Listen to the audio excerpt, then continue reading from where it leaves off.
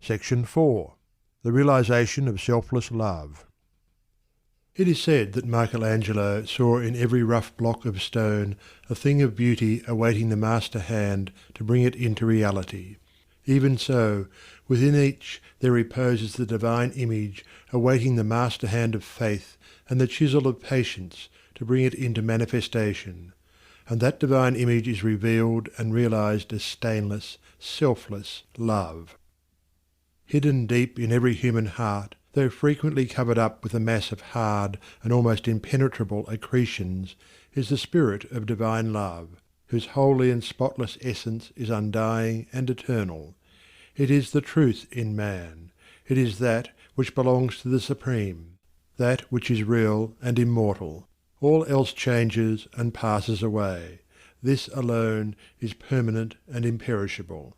And to realize this love by ceaseless diligence in the practice of the highest righteousness, to live in it and to become fully conscious in it, is to enter into immortality here and now, is to become one with truth, one with God, one with the central heart of all things, and to know our own divine and eternal nature. To reach this love, to understand and experience it, one must work with great persistency and diligence upon his heart and mind, must ever renew his patience and keep strong his faith, for there will be much to remove, much to accomplish before the divine image is revealed in all its glorious beauty. He who strives to reach and to accomplish the divine will be tried to the very uttermost. And this is absolutely necessary, for how else could one acquire that sublime patience without which there is no real wisdom, no divinity? Ever and anon, as he proceeds, all his work will seem to be futile, and his efforts appear to be thrown away.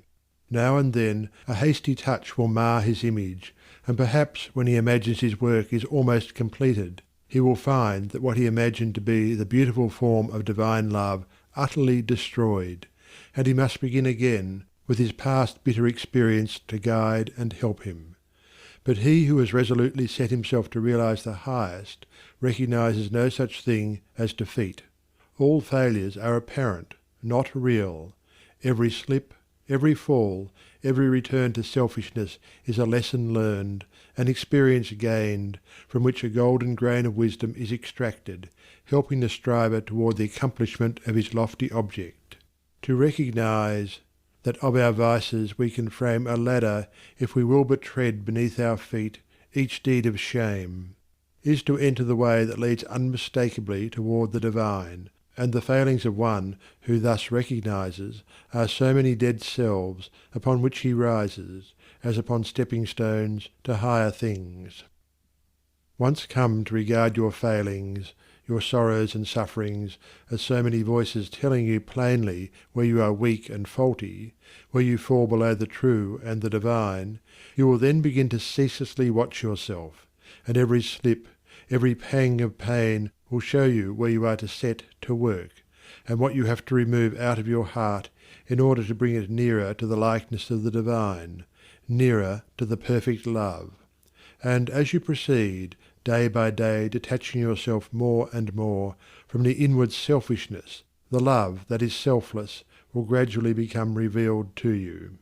And when you are growing patient and calm, when your petulances, tempers, and irritabilities are passing away from you, and the more powerful lusts and prejudices cease to dominate and enslave you, then you will know that the divine is awakening within you, that you are drawing near to the eternal heart, that you are not far from that selfless love, the possession of which is peace and immortality. Divine love is distinguished from human loves in this supremely important particular. It is free from partiality. Human loves cling to a particular object to the exclusion of all else, and when that object is removed, great and deep is the resultant suffering to the one who loves. Divine love embraces the whole universe, and, without clinging to any part, yet contains within itself the whole, and he who comes to it by gradually purifying and broadening his human loves until all the selfish and impure elements are burned out of them, ceases from suffering. It is because human loves are narrow and confined and mingled with selfishness that they cause suffering. No suffering can result from that love which is so absolutely pure that it seeks nothing for itself. Nevertheless, human loves are absolutely necessary as steps toward the divine, and no soul is prepared to partake of divine love until it has become capable of the deepest and most intense human love. It is only by passing through human loves and human sufferings that divine love is reached and realized. All human loves are perishable, like the forms to which they cling, but there is a love that is imperishable, and that does not cling to appearances. All human loves are counterbalanced by human hates, but there is a love that admits of no opposite or reaction, divine and free from all taint of self, that sheds its fragrance on all alike. Human loves are reflections of the divine love, and draw the soul nearer to the reality, the love that knows neither sorrow nor change. It is well that the mother, clinging with passionate tenderness to the little helpless form of flesh that lies on her bosom, should be overwhelmed with the dark waters of sorrow when she sees it laid in the cold earth. It is well that her tears should flow and her heart ache, for only thus can she be reminded of the evanescent nature of the joys and objects of sense, and be drawn nearer to the eternal and imperishable reality. It is well that lover, brother, sister, husband, wife should suffer deep anguish and be enveloped in gloom when the visible object of their affections is torn from them, so that they may learn to turn their affections towards the invisible source of all, where alone abiding satisfaction is to be found. It is well that the proud, the ambitious, the self-seeking should suffer defeat, humiliation, and misfortune, that they should pass through the scorching fires of affliction, for only thus can the wayward soul be brought to reflect upon the enigma of life, only thus can the heart be softened and purified, and prepared to receive the truth. When the sting of anguish penetrates the heart of human love, when gloom and loneliness and desertion cloud the soul of friendship and trust, then it is that the heart turns toward the sheltering love of the eternal, and finds rest in its silent peace. And whosoever comes to this love is not turned away comfortless, is not pierced with anguish, nor surrounded with gloom, and is never deserted in the dark hour of trial. The glory of divine love can only be revealed in the heart that is chastened by sorrow, and the image of the heavenly state can only be perceived and realized when the lifeless, formless accretions of ignorance and self are hewn away. Only the love that seeks no personal gratification or reward, that does not make distinctions, and that leaves behind no heartaches, can be called divine. Men, clinging to self and to the comfortless shadows of evil, are in the habit of thinking of divine love as something belonging to a God who is out of reach, as something outside themselves, and that must for ever remain outside. Truly, the love of God is ever beyond the reach of self, but when the heart and mind are emptied of self, then the selfless love, the supreme love, the love that is of God or good, becomes an inward and abiding reality. And this inward perception of holy love is none other than the love of Christ that is so much talked about and so little comprehended. The love that not only saves the soul from sin, but lifts it also above the power of temptation. But how may one attain to this sublime realization? The answer which truth has always given, and will ever give to this question is, "Empty thyself, and I will fill thee." Divine love cannot be known until self is dead, for self is the denial of love, and how can that which is known be also denied? Not until the stone of self is rolled away from the sepulchre of the soul does the immortal Christ, the pure Spirit of love, hitherto crucified, dead and buried, cast off the bands of ignorance and come forth in all the majesty of his resurrection. You believe that the Christ of Nazareth was put to death and rose again.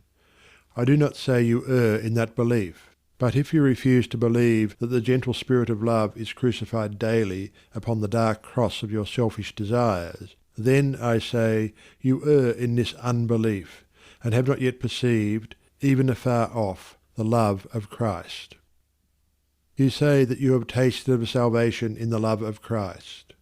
Are you saved from your temper, your irritability, your vanity, your personal dislikes, your judgment and condemnation of others? If not, from what are you saved, and wherein have you realized the transforming love of Christ? He who has realized the love that is divine has become a new man, and has ceased to be swayed and dominated by the old elements of self. He is known for his patience, his purity, his self-control, his deep charity of heart, and his unalterable sweetness. Divine or selfless love is not a mere sentiment or emotion.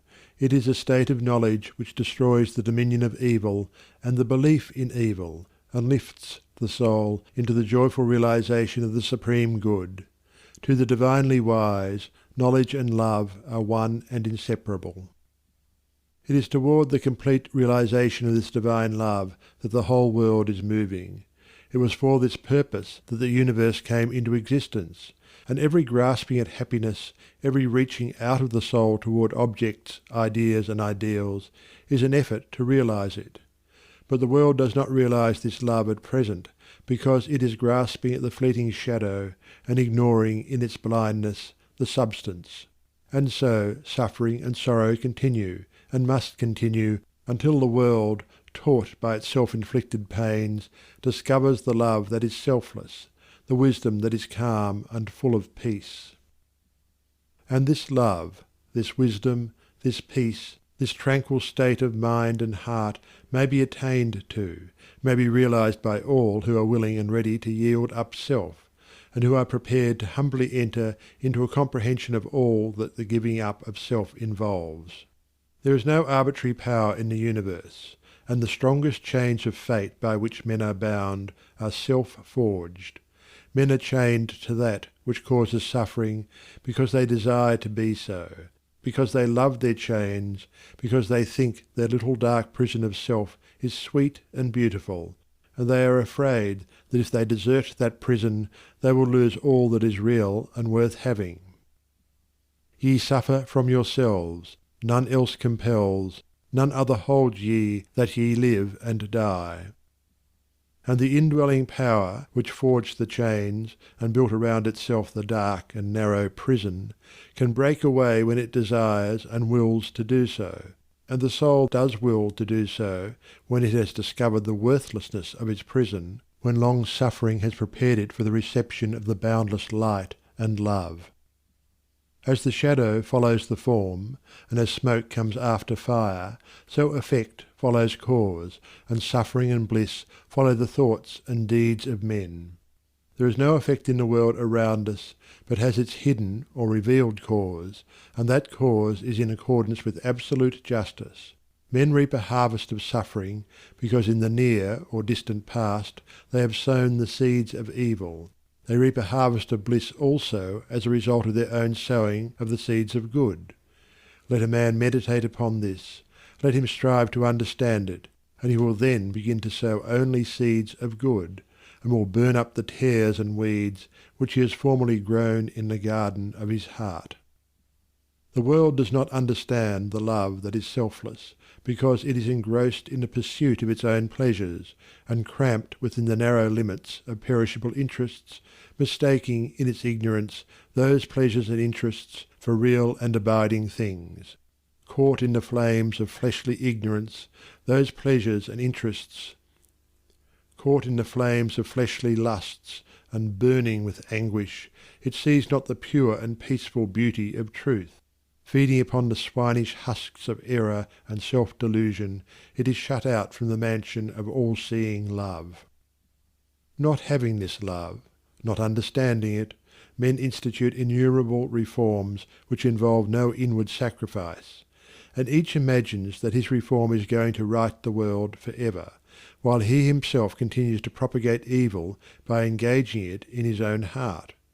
That only can be called reform which tends to reform the human heart, for all evil has its rise there, and not until the world, ceasing from selfishness and party strife, has learned the lesson of divine love, will it realize the golden age of universal blessedness. Let the rich cease to despise the poor, and the poor to condemn the rich. Let the greedy learn how to give, and the lustful how to grow pure. Let the partisan cease from strife, and the uncharitable begin to forgive. Let the envious endeavour to rejoice with others, and the slanderers grow ashamed of their conduct. Let men and women take this course, and lo, the golden age is at hand. He, therefore, who purifies his own heart is the world's greatest benefactor. Yet, though the world is, and will be for many ages to come, shut out from that age of gold, which is the realization of selfless love, you, if you are willing, may enter it now, by rising above your selfish self, if you will pass from prejudice, hatred, and condemnation to gentle and forgiving love. Where hatred, dislike, and condemnation are, selfless love does not abide. It resides only in the heart that has ceased from all condemnation. You say, "How can I love the drunkard, the hypocrite, the sneak, the murderer? I am compelled to dislike and condemn such men." It is true that you cannot love such men emotionally, but when you say that you must perforce dislike and condemn them, you show that you are not acquainted with the great overruling love. For it is possible to attain to such a state of interior enlightenment as will enable you to perceive the train of causes by which these men have become as they are, to enter into their intense sufferings, and to know the certainty of their ultimate purification. Possessed of such knowledge, it will be utterly impossible for you any longer to dislike or condemn them, and you will always think of them with perfect calmness and deep compassion. If you love people, and speak of them with praise until they in some way thwart you, or do something of which you disapprove, and then you dislike them and speak of them with dispraise, you are not governed by the love which is of God. If in your heart you are continually arraigning and condemning others, selfless love is hidden from you. He who knows that love is at the heart of all things, and has realized the all-sufficing power of that love, has no room in his heart for condemnation. Men, not knowing this love, constitute themselves judge and executioner of their fellows, forgetting that there is the eternal judge and executioner. And in so far as men deviate from them in their own views, their particular reforms and methods, they brand them as fanatical, unbalanced, lacking judgment, sincerity, and honesty. In so far as others approximate to their own standard, do they look upon them as being everything that is admirable. Such are the men who are centred in self. But he whose heart is centred in the supreme love does not so brand and classify men, does not seek to convert men to his own views, not to convince them of the superiority of his methods. Knowing the law of love, he lives it, and maintains that same calm attitude of mind and sweetness of heart toward all. The debased and the virtuous, the foolish and the wise, the learned and the unlearned, the selfish and the unselfish receive alike the benediction of his tranquil thought. You can only attain to this supreme knowledge, this divine love, by unremitting endeavour in self-discipline, and by gaining victory after victory over yourself. Only the pure in heart see God, and when your heart is sufficiently purified, you will enter into the new birth, and the love that does not die, nor change, nor end in pain and sorrow, will be awakened within you, and you will be at peace. He who strives for the attainment of divine love is ever seeking to overcome the spirit of condemnation, for where there is pure spiritual knowledge, condemnation cannot exist, and only in the heart that has become incapable of condemnation is love perfected and fully realized. The Christian condemns the atheist. The atheist satirizes the Christian. The Catholic and Protestant are ceaselessly engaged in wordy warfare, and the spirit of strife and hatred rules where peace and love should be. He that hateth his brother is a murderer, a crucifier of the divine spirit of love. and until you can regard men of all religions and of no religion with the same impartial spirit, with all freedom from dislike, and with perfect equanimity, you have yet to strive for that love which bestows upon its possessor freedom and salvation. The realization of divine knowledge, selfless love, utterly destroys the spirit of condemnation, disperses all evil, and lifts the consciousness to that height of pure vision where love, goodness, justice are seen to be universal, supreme, all-conquering, indestructible. Train your mind in strong, impartial, and gentle thought. Train your heart in purity and compassion. Train your tongue to silence and to true and stainless speech. So shall you enter the way of holiness and peace, and shall ultimately realize the immortal love. So living, without seeking to convert, you will convince. Without arguing, you will teach. Not cherishing ambition, the wise will find you out. And without striving to gain men's opinions, you will subdue their hearts. For love is all-conquering, all-powerful, and the thoughts and deeds and words of love can never perish. To know that love is universal, supreme, all-sufficing, to be freed from the trammels of evil, to be quit of the inward unrest, to know that all men are striving to realize the truth, each in his own way, to be satisfied, sorrowless, serene. This is peace. This is gladness. This is immortality. This is divinity. This is the realization of selfless love. I stood upon the shore and saw the rocks resist the onslaught of the mighty sea. And when I thought how all the countless shocks they had withstood through an eternity, I said, to wear away this solid main, the ceaseless efforts of the waves are vain. But when I thought how they the rocks had rent, and saw the sand and shingles at my feet, poor passive remnants of resistance spent, tumbled and tossed where they the waters meet, then saw I ancient landmarks 'neath the waves, and knew the waters held the stones their slaves. I saw the mighty work the waters wrought by patient softness and unceasing flow, how they the proudest promontory brought unto their feet, and massy hills laid low, how the soft drops the adamantine wall conquered at last, and brought it to its fall. And then I knew that hard resisting sin should yield at last to love's soft ceaseless roll, coming and going, ever flowing in upon the proud rocks of the human soul, that all resistance should be spent and past, and every heart yield unto it at last. End of section 4.